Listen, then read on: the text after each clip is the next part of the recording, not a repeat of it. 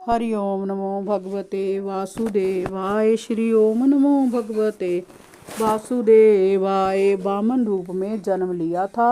अदिति के पुत्र विश्वभान अयरमा पुषा त्वष्टा सवित भग धाता विधाता कर्ण वरण मित्र इंद्र और विक्रम वामन 12 आदित्य कहलाए। विवस्वान की पत्नी संज्ञा से श्राद्ध देव का जन्म हुआ, जो वैवस्वतव मनु कहलाए। साथ ही यमी का एक जोड़ा भी संज्ञा ने उत्पन्न किया। संज्ञा ने ही घोड़ी का रूप धारण करके भगवान सूर्य के द्वारा भूलोक में दोनों अश्विनी कुमारों को जन्म दिया था। विश्ववान की दूसरी पत्नी थी छाया। उससे शनिचराय और सावरण मनु का नाम के 2 पुत्र तथा तप्ती नाम की एक कन्या हुई। तप्ती का विवाह स्वर्ण के साथ हुआ था।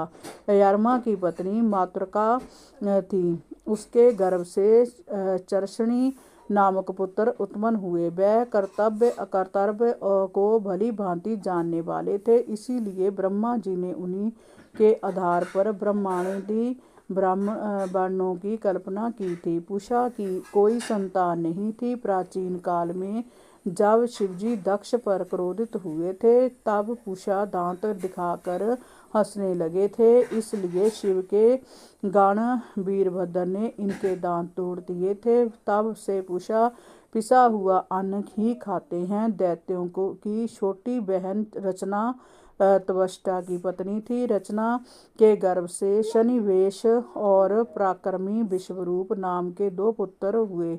बृहस्पति के नाराज होकर देवताओं को छोड़कर चले जाने के उपरांत देवताओं ने विश्वरूप को ही अपना पुरोहित बनाया था।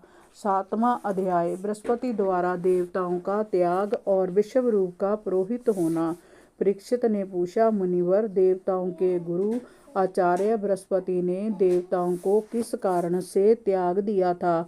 श्री शुकदेव जी ने कहा, राजन, इंद्र को त्रिलोकी का ऐश्वर्य पाकर सर्वाधिक अहंकार हो गया था। उस अहंकार के कारण उसने मर्यादाओं का भी उल्लंघन करना प्रारंभ कर दिया था। धर्म और सदाचार से नाता तोड़ लिया था। वह अपने आप को सर्वा मानने लगा था। एक दिन की बात है कि इंद्र अपनी पत्नी शची और अन्य देवगण के साथ अपनी भव्य सभा में बैठा था। गंधर्व उसका यशोगान कर रहे थे और अप्सराएं नृत्य कर रही थी।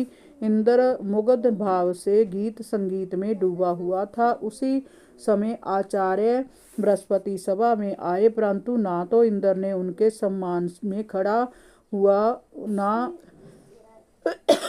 देवताओं ने ही उन्हें आसन दिया।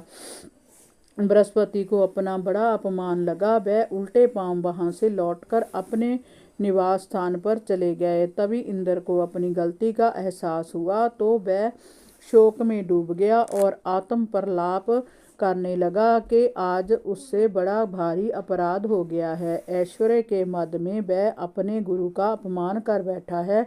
वास्तव में उसका जय कर्म अत्यंत निंदनीय है। ऐसे व्यक्ति जो अपने से बड़ों का सम्मान नहीं करते, घोर नरक में जाने योग्य है।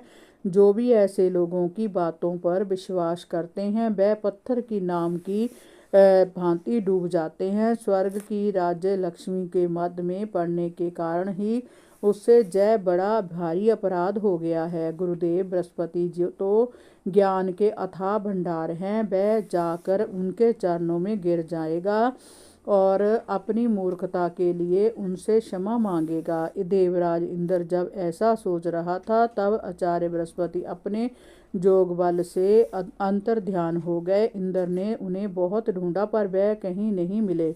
अब गुरुदेव के बिना उसे अपना स्वर्ग असुरक्षित लगने लगा।